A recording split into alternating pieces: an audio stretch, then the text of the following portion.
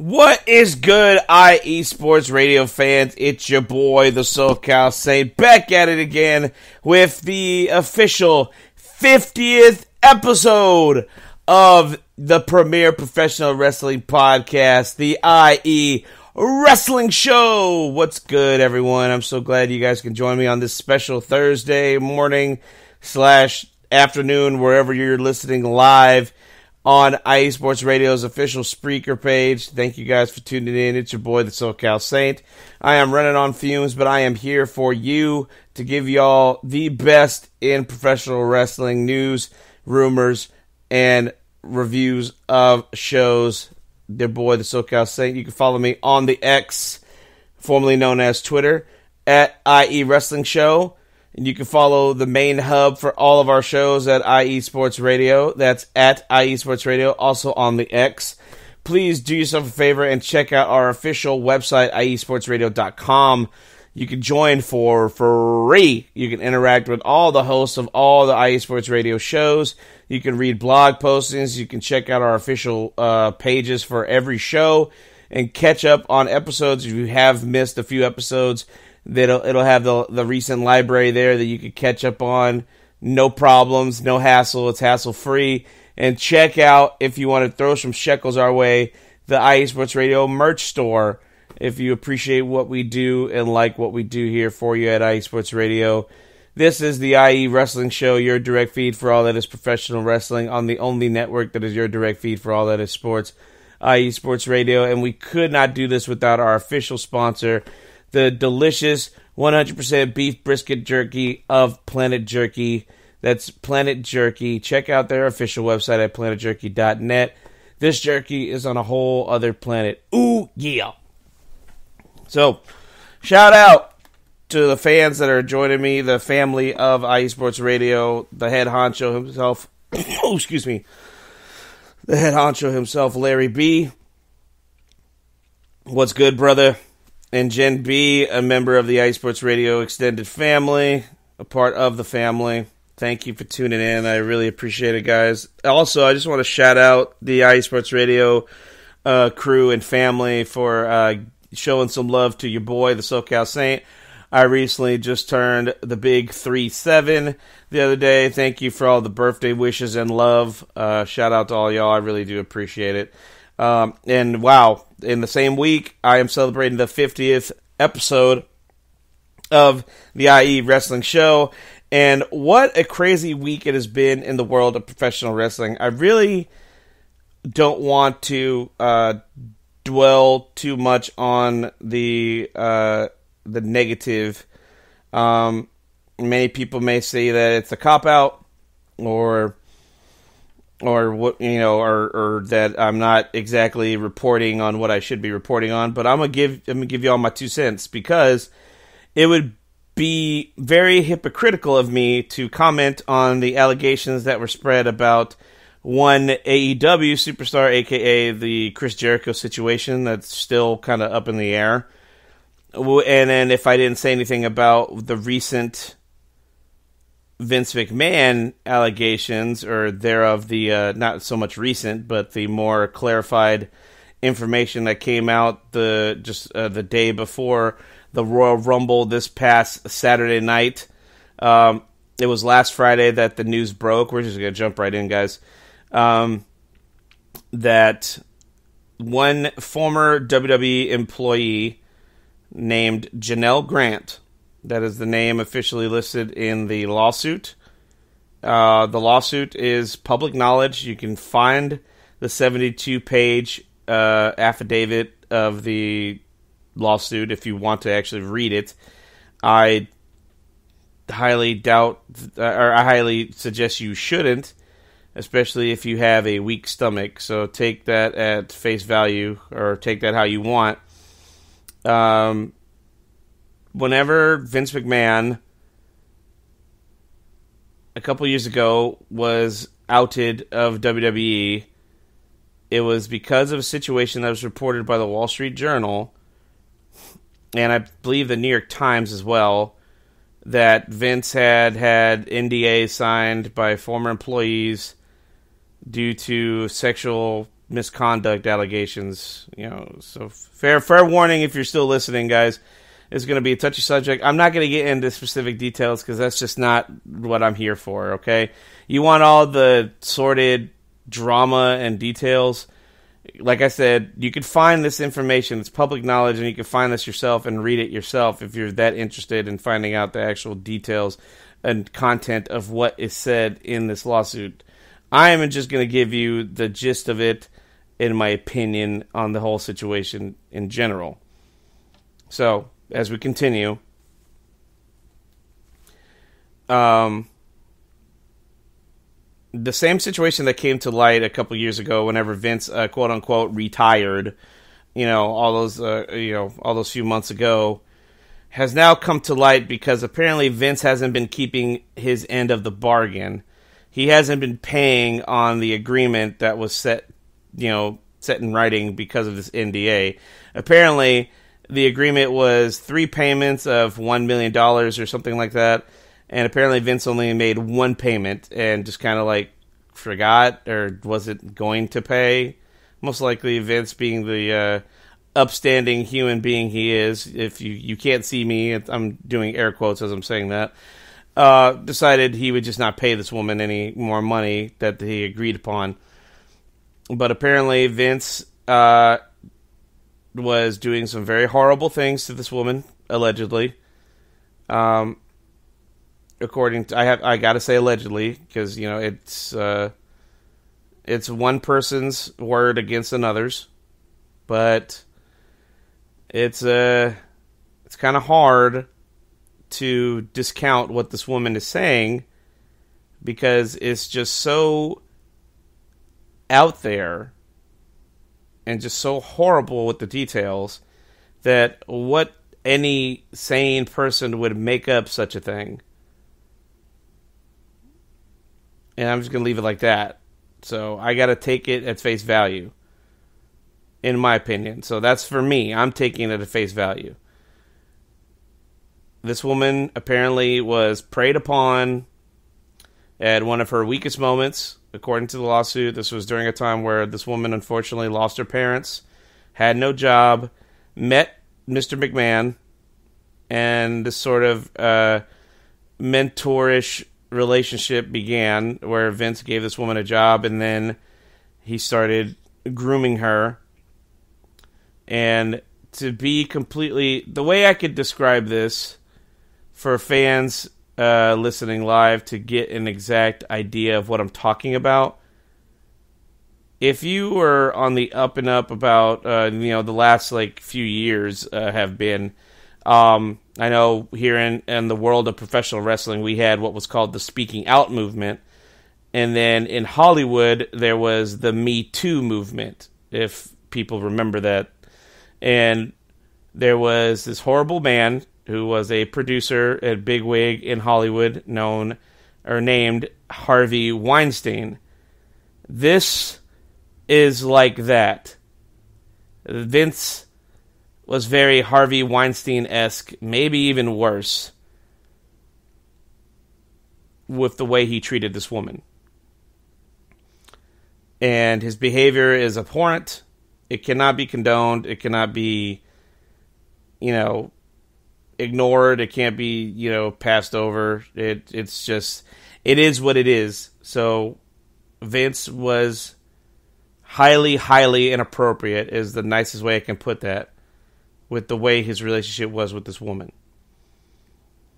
Also named in the lawsuit was former executives, some current and some former executives in the WWE. One in particular, allegedly, is former head of talent relations John Laurinaitis. For people who don't know who that is, he is a former professional wrestler. He is actually the brother of the late WWE Hall of Famer Road Warrior Animal of the Legion of Doom. He is also the stepfather to the Bella twins, because he's married to their mother. And apparently Vince was inappropriate with this woman and had this man join in.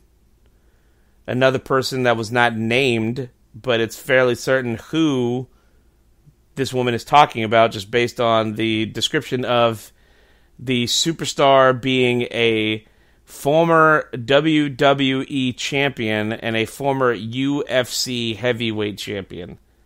Now, it's not entirely hard to describe or assume who she's talking about, as the assumption was she's talking about Brock Lesnar. And this played a part in Brock Lesnar being ixnayed and not invited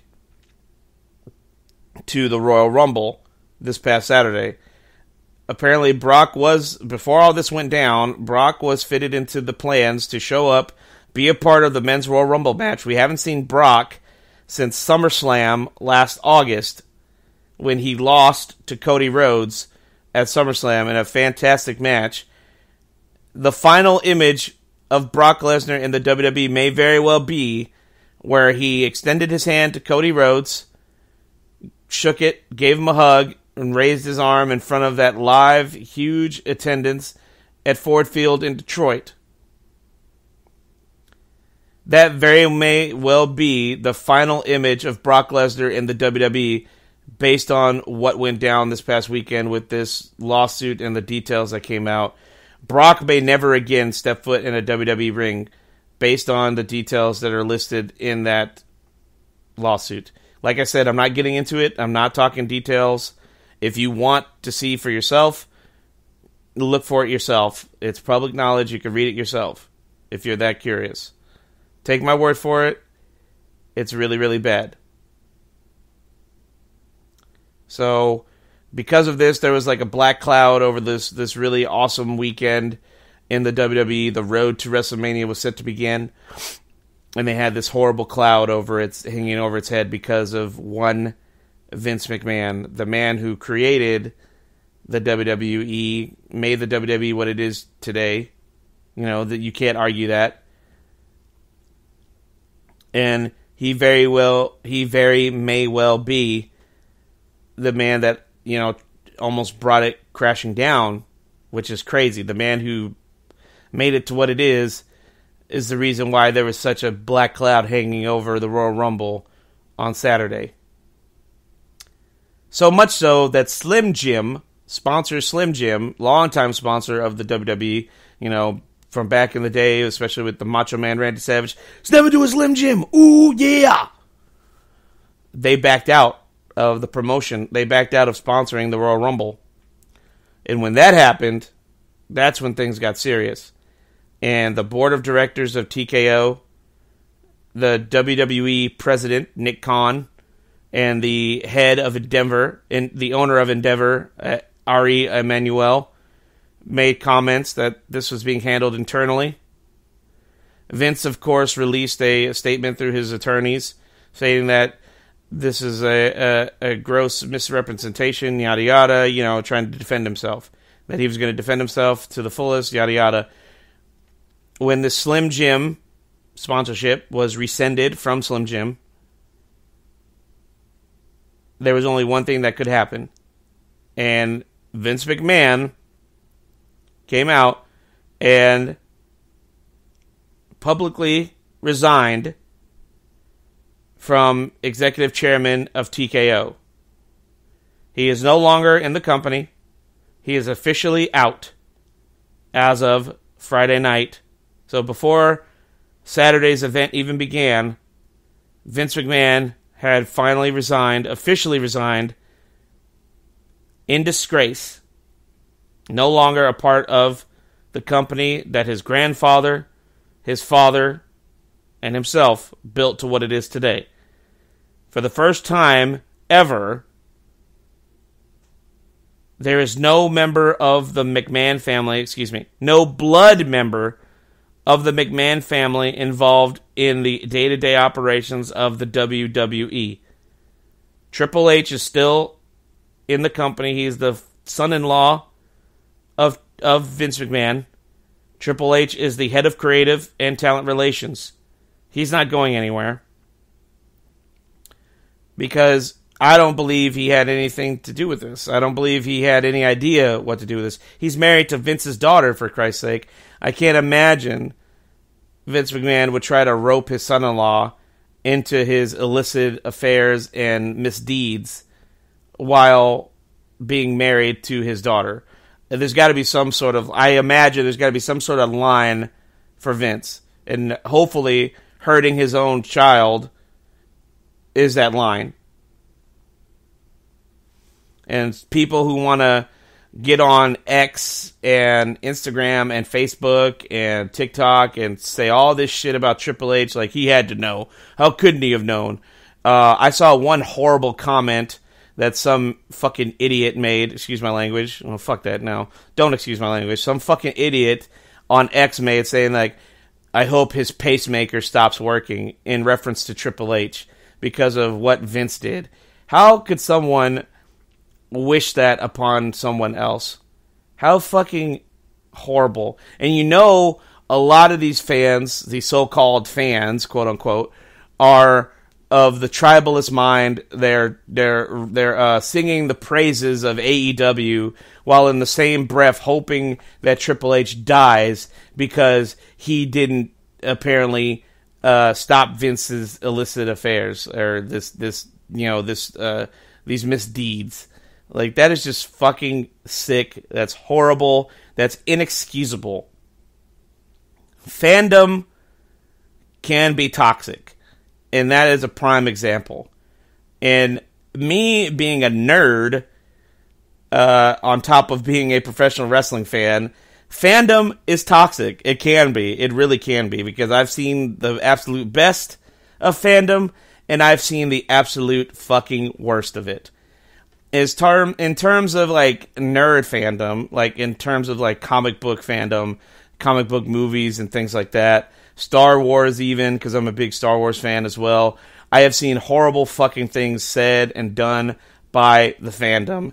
People talked so much shit, racist-wise, sexist-wise, against this last cast of the Star Wars trilogy of episodes, 7, 8, and 9. I don't know how many horrible things I saw about actor John Boyega, playing the character of Finn. How many racist fucking comments I saw about him. How many sexist things I saw about Daisy Ridley being the character of Rey.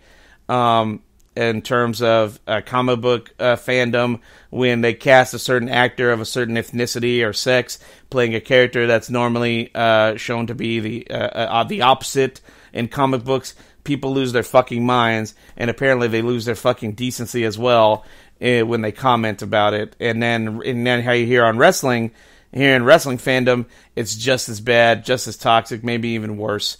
It's fucking horrible. I have to say this, and I wish I didn't have to, but it definitely goes without saying, but apparently I have to say this. One horrible act doesn't negate another horrible act.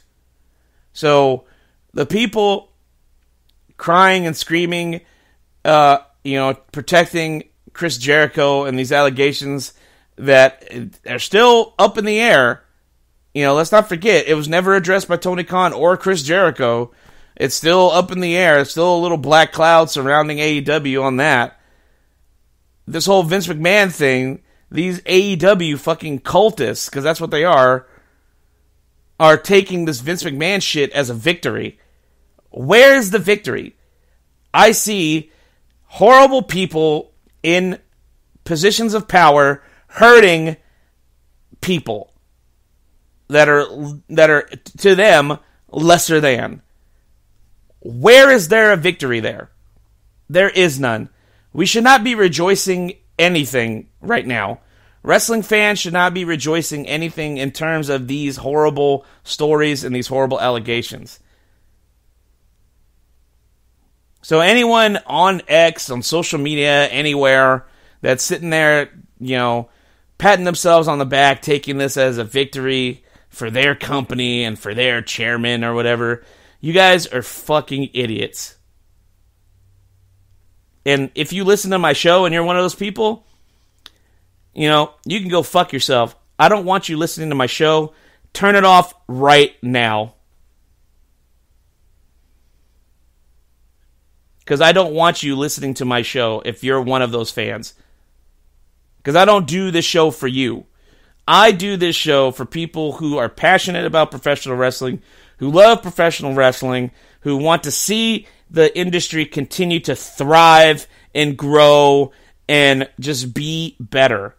And I hope that with the resignation of Vince McMahon, the WWE itself can now heal, can now grow, and we can move forward. That's what I hope. That's my hope for this.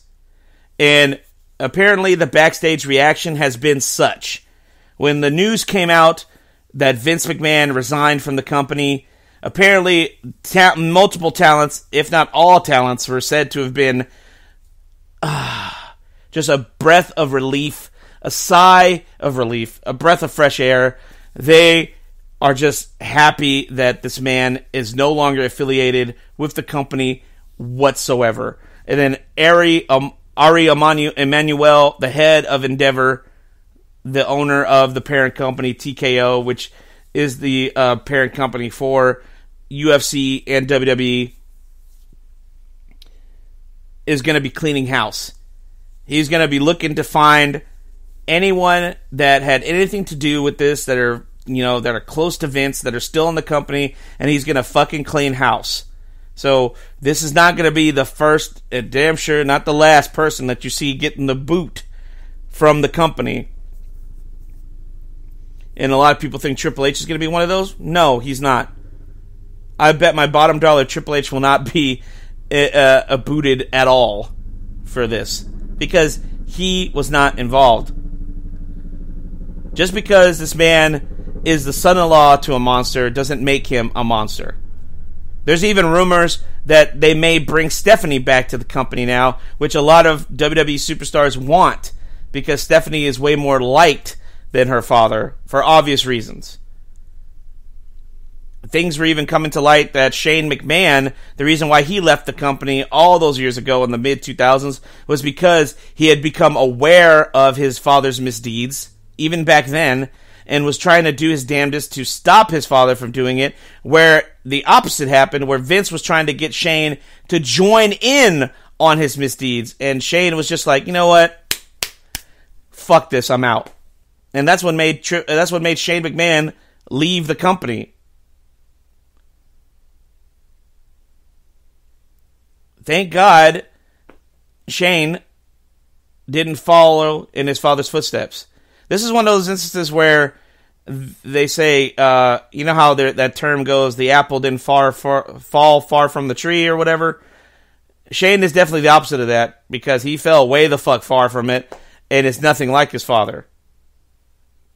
Shane is well liked.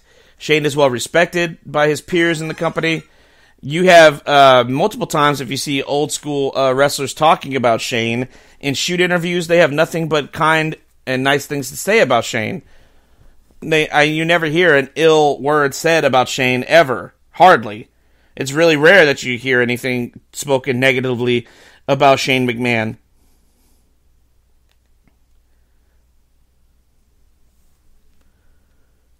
So, the black cloud is starting to fizzle out. We're continuing on the road to WrestleMania. And that's my 2 cents on the situation. So, this past Saturday, we had the Royal Rumble. I was very excited. Even with the black cloud, I was still excited, because this is the beginning of the WrestleMania season. This is how we kickstart WrestleMania season. And it was damn good. A lot of surprises. I have to say this, though. I was surprised by the poll I put out on X. I put out a poll after the show was over, asking IE Sports Radio fans to vote what they thought of the Royal Rumble this year. I had a thumbs up, I had meh, and then I had a thumbs down. And apparently, everyone, the majority, voted for thumbs down. So for all of you guys who voted thumbs down, your mama's a hoe. Yeah, I'm just gonna put it like that. Yeah, your mama's a hoe for throwing a thumbs down on the Royal Rumble. I wouldn't say it was a thumbs down. I thought it was a great show. I enjoyed it all the way through. The very first match started off hot. It was the Women's Royal Rumble match. We got a plethora of surprises in this match. At the very beginning, the first entrant was Natalya coming out into the Royal Rumble. And at number 2, in a big, big moment, you could see the emotion on her face. She was holding back tears because the crowd just ate it up. The crowd was so happy to hear her music hit. There was a huge fucking pop. Naomi, former SmackDown Women's Champion and former TNA Knockouts Champion, Naomi is back in the WWE. I called it right here on the show. I said she was going to end up dropping the title, which she did, and was going to return to the WWE at the Rumble. I fucking called it. Go back and listen. It was like a couple weeks ago that I said that Trinity, aka Naomi, was going to drop the Knockouts title and come back to the WWE whenever there was rumors saying that she was going to do just that. And I called it first right here on my show, here on IE Wrestling Show. And lo and behold, coming in at number 2, Naomi returned to the WWE to a huge ovation and huge chants of welcome back, welcome back. It was really awesome to see. You could see the emotion on her face. She was holding back tears, and Naomi did not miss a step. It was really great to see her back in a WWE setting. And not only that, coming in at number 5 in the Women's Royal Rumble, a big surprise was the woman who beat Naomi for that TNA Knockouts Women's World Championship, Jordynne Grace Thick Mama Pump, the current TNA Knockouts champion, showing up in the Royal Rumble. This was not the first time that the TNA Knockouts champion was ever in the Royal Rumble. The first woman to do that was WWE legend Mickie James when she was involved in the Royal Rumble. I think it was in 2021, I believe.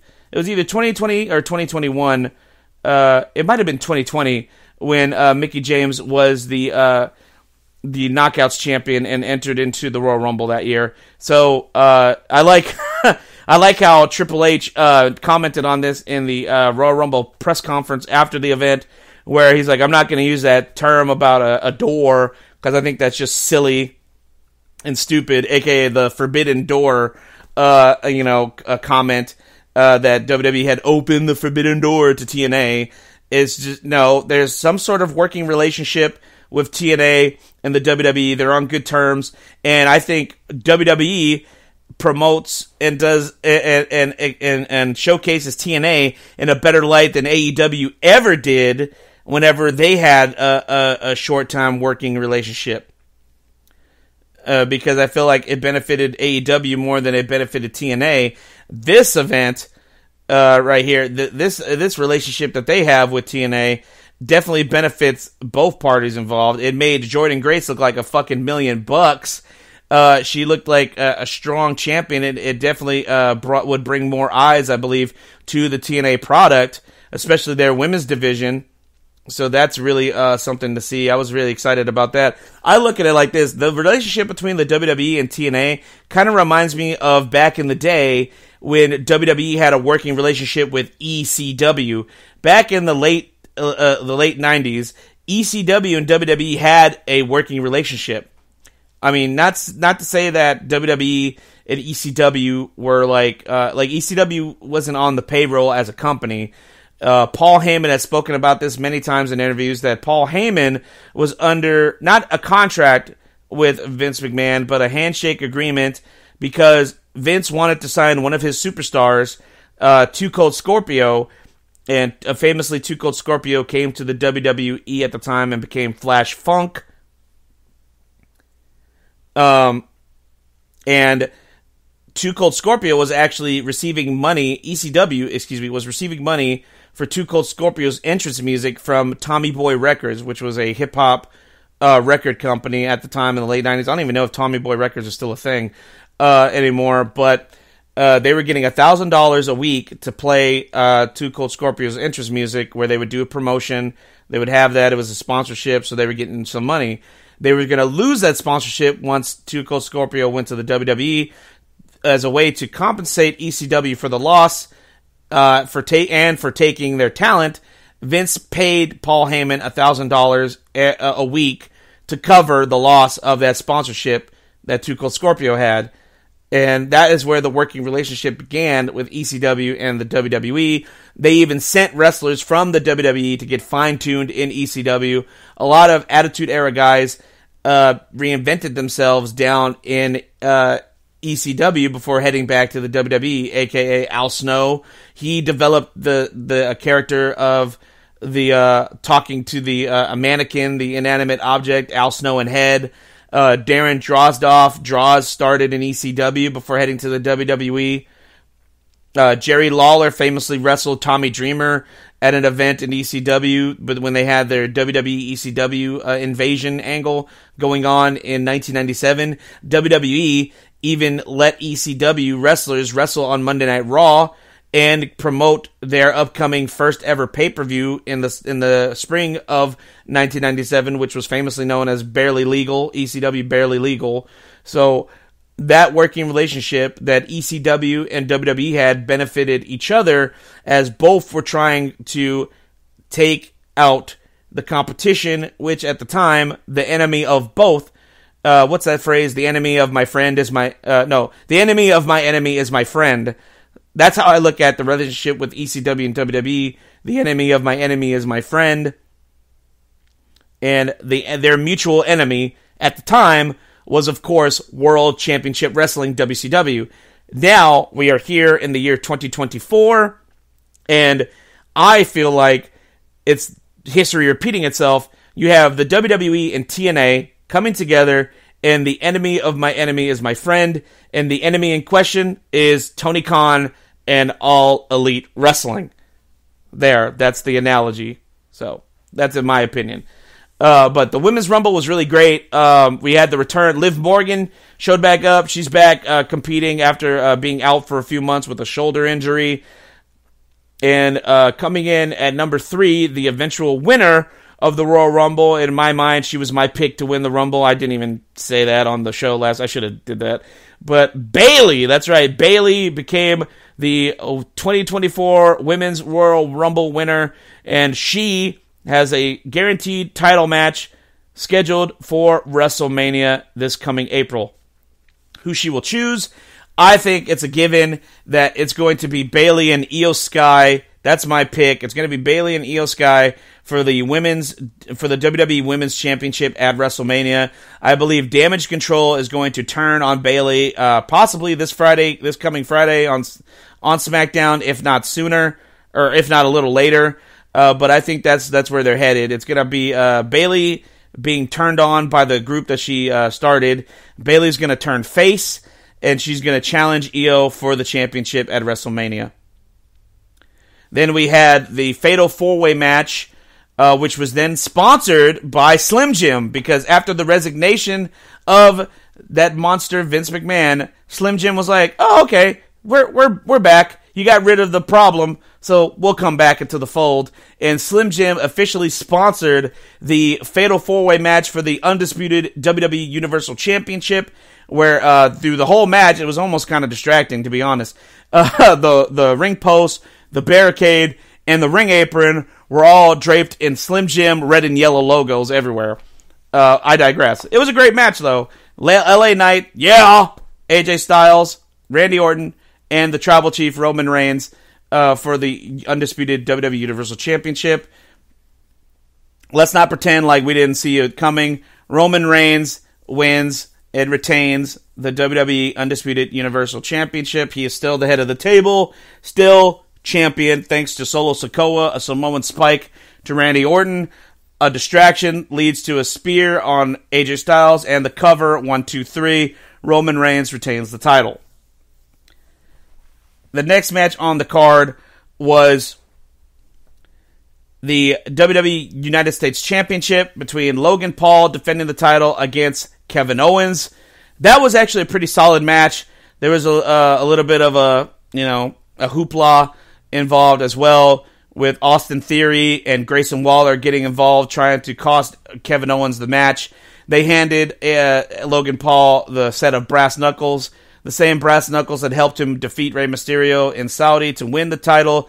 He was going to use them again to try and defeat Kevin Owens here. Kevin Owens actually was a little smarter than Logan Paul wrestling away the brass knuckles from him and using them himself to knock out Logan Paul. He went for the cover. We thought we had a new United States champion. 1, 2, and for the first time probably ever in the history of any sport, the referee was not blind and saw the brass knuckles clearly sitting on the knuckles of Kevin Owens. He did not hit the 3 count. He stopped the match immediately and disqualified Kevin Owens.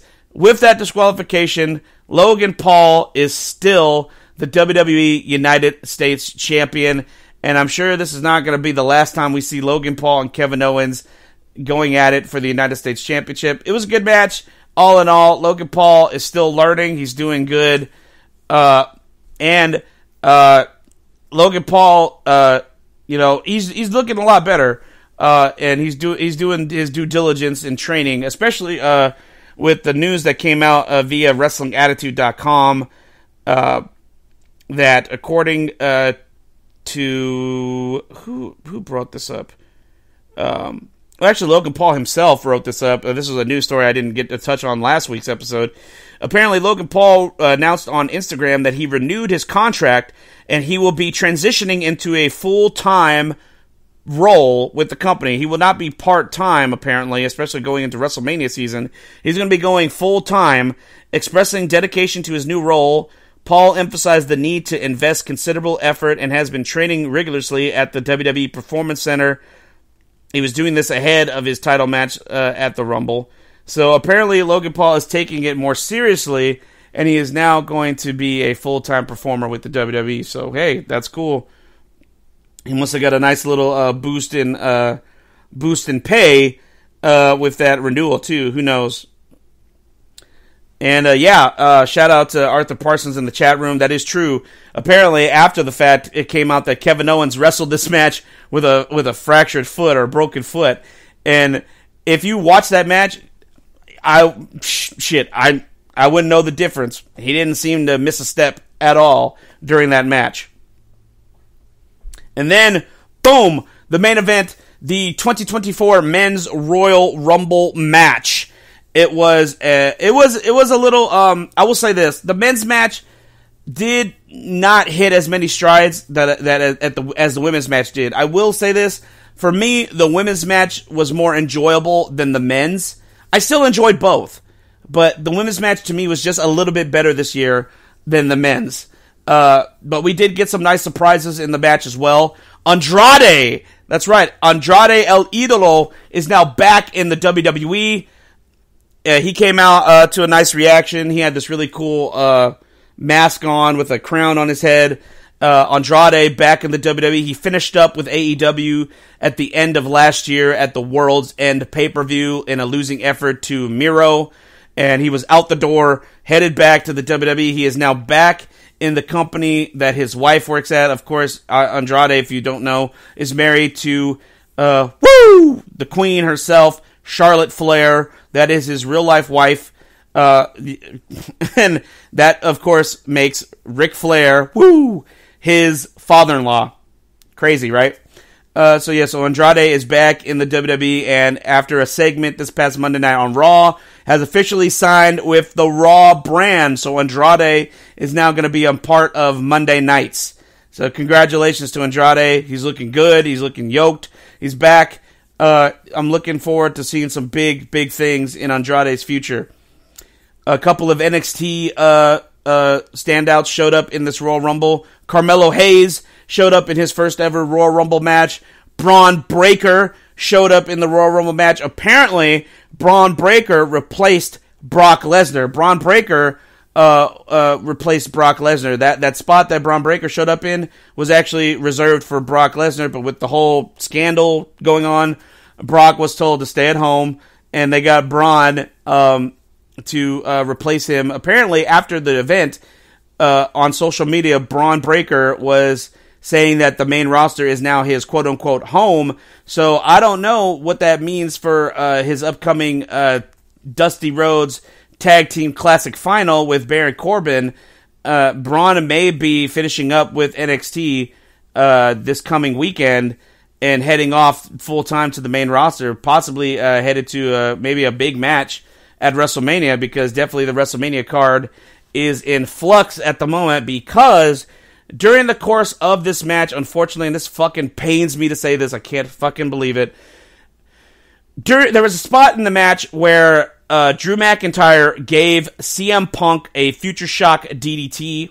Upon impact, apparently CM Punk landed awkwardly and ended up tearing his right tricep. And he will be out 4 to 6 months. And CM Punk made it official this past Monday Night on Raw. He will have to, unfortunately, miss WrestleMania. Which, man, that really fucking sucks. That's a huge bummer, man. We're not going to be getting the really lauded after dream match between Seth Rollins and CM Punk for the World Heavyweight Championship, which is what everyone was expecting. Hell, I've been saying that for weeks, that was the plan, and it was before this unfortunate injury happened. Hell, Seth right now is rehabbing an MCL tear, hopefully to be ready for WrestleMania. It's not a guarantee, though. And now you got CM Punk out 4 to 6 months with a fucking triceps injury. That really fucking sucks, man. That is such a bummer. And you can see the anguish on his face. You can see the anguish on CM Punk's face. You can see the legit emotion on his face as he had to give us that terrible fucking news this past Monday Night on Raw. That was real. That was raw. No pun intended. That was real, raw emotion. He was not prepared to have to give such a speech. But Punk, being the guy that he is, gave it to us live in the ring. The crowd, understandably upset, just like I am, but they gave CM Punk so much love. That's why CM Punk has the fan base that he does, because at times like that, Punk is just a real fucking dude. That wasn't CM Punk talking to us. That was Phil Brooks sitting in the ring, his arm in a sling, just telling you guys, hey, I'm fucking devastated. I'm not going to be good to go at Mania. There's always next year. And God willing, Punk gets his fucking main event match next year at WrestleMania, man. I'm willing it, I'm praying it into the universe. CM Punk comes back stronger. CM Punk gets his WrestleMania main event next year. And hell, he's got a guaranteed moneymaker waiting for him when he comes back, because Drew McIntyre lit a fire, man. Drew McIntyre as a heel is chef's kiss, baby. Drew McIntyre has got a guaranteed big market money main event match guaranteed the moment CM Punk is cleared to compete. Those guys are going to sell out arenas. Those guys are going to put asses in seats. Those guys are going to have awesome matches together when CM Punk comes back from injury. Oh, yes. Oh, thank you, Arthur, in the chat room. Yes, that line that Drew said, I'd wished for this to happen. I prayed for it. I mean, dude, that was it was gold. It's exactly what it was. It was gold. What a great, great way for that. I think it's going to be great when Punk comes back. That's going to be a good, good feud. Especially what I think now, it should go to Drew. I know we've already had Drew and Seth a couple times, but I think with the way that this past Monday night went, I think it ultimately should go to Drew and Seth and have Drew win the title at WrestleMania. That's just my opinion. And then ultimately, and then even with the injury, it ended up being the final two in the match. It ended up being CM Punk and Cody Rhodes. Cody Rhodes, my pick to finish the story. And God, he did it. He fucking did it. Going back to back, 2023, 2024. Cody Rhodes is in a very elite class. He is now one of 4 men to ever go back to back at a Royal Rumble. Hulk Hogan, Stone Cold Steve Austin, Randy Orton. Well, shit, 5 actually. Hulk Hogan, Randy Orton, Stone Cold Steve Austin, and the Heartbreak Kid Shawn Michaels. And now you can throw Cody Rhodes in there as guys who have won back-to-back. Wait, did I do that right? No, maybe. Did Randy Orton win back-to-back years? No, he did not. I'm so sorry. Scratch that. He's a 2-time winner, but he never won back-to-back. So it was only Shawn Michaels, Stone Cold Steve Austin, Hulk Hogan, and now Cody Rhodes. Hulk Hogan won back-to-back years, 90 and 91. Shawn Michaels won 95-96. Stone Cold, 97-98. And now Cody Rhodes, 2023 and 2024. He is now the Royal Rumble winner, and he made it fucking known that very night. He pointed to the sign, the WrestleMania sign. He turned around, and he pointed up to the stands at a skybox where Roman Reigns was sitting, and you could just see Cody Rhodes, the intense emotion on his face, screaming, "You! It's you! I'm coming for you!" He's gonna finish the story, guys. We're gonna get Roman Reigns versus Cody Rhodes, and God willing, Cody Rhodes fucking beats Roman this year and takes that fucking title from him in Philly at WrestleMania. We're gonna take a short little break. I've spoken straight 47 minutes without taking a break, guys. I can't believe that. But when you're on a roll, you just got to go with it. We're gonna take a short little break. I'm gonna catch my breath, and we're gonna get into the preview for this coming Sunday's NXT Vengeance Day Premium Live event. Stay tuned, guys.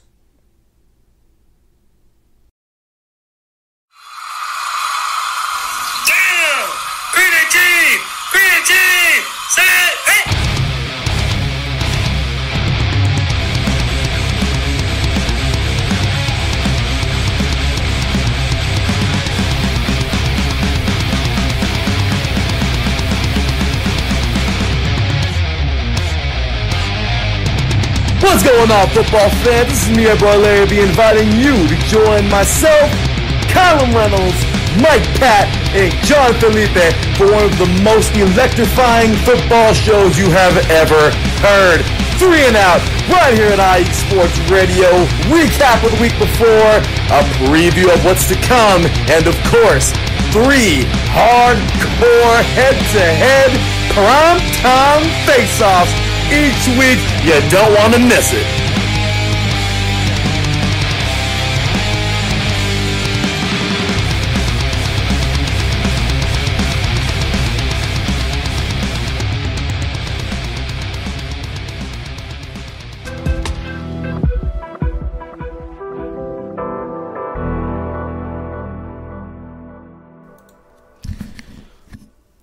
Welcome back, IE Sports Radio fans. It's your boy, the SoCal Saint, still here live on the IE Wrestling Show. We just went over the 2024 Royal Rumble, and now we're going to discuss the upcoming card for this Sunday's big NXT Premium Live event that's going to be live streaming on Peacock, of course. It's going to be coming to you live from the F&M Bank Arena in Clarksville, Tennessee. This will be the first NXT Premium Live event ever held in Tennessee. It's going to be NXT Vengeance Day, this coming Sunday, February 4th. And these are the matches that have been set for the event. And we're going to go down the card. In a no disqualification match, it'll be Dijak going one-on-one with Joe Gacy. That's going to be an awesome match, no disqualification, so anything goes. We'll see what happens, especially after this past Tuesday night on NXT. I believe Dijak ended up throwing Gacy off of a trailer into a trash can. So we're probably going to get more, if not something crazier than that, happening in this match for sure. If that's how the feud got, the exclamation point on the feud was placed on it this past Tuesday on NXT. A 6-person mixed tag team match. The Family, the NXT Tag Team Champions, Channing Stacks Lorenzo and the Don, Tony D'Angelo, with Adriana Rizzo taking on the team of OTM, Lucien Price, Bronco Nima, and Jada Parker with Scripps in their corner. For the NXT North American Championship and a rematch from NXT, Oba Femi defends the NXT North American Championship against SmackDown superstar Dragon Lee. For the NXT Women's Championship, Lyra Valkyria defends the championship against former champion Roxanne Perez. This should be a really good match. I'm really looking forward to this. Two very talented young women on the NXT roster are going to do battle for the NXT Women's top prize.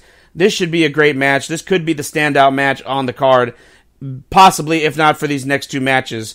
The men's Dusty Rhodes Tag Team Classic Finals. The winners will receive a future NXT Tag Team Championship match.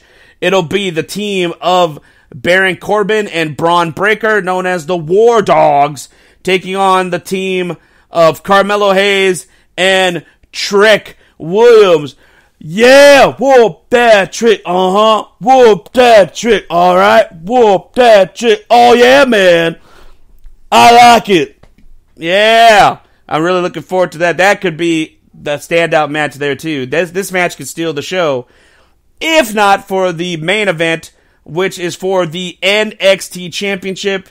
Trick Williams is finally getting his NXT Championship match, and he's going to be pulling double duty, which is unfortunate, excuse me, for him to be pulling double duty on a night where he could potentially win an NXT Tag Team title match, but also become the top dog in NXT by defeating Ilja Dragunov for the NXT Championship. He has that opportunity when Ilja Dragunov defends the NXT title against Trick Williams in the main event of NXT Vengeance Day.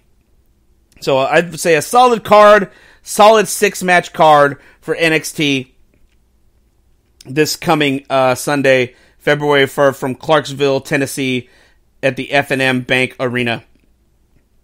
The next time the WWE main roster is on Peacock for a premium live event will be toward the end of the year. I'm so dumb. The end of the month, February 24th, will be the Elimination Chamber coming to you live in Perth, Australia. That's right.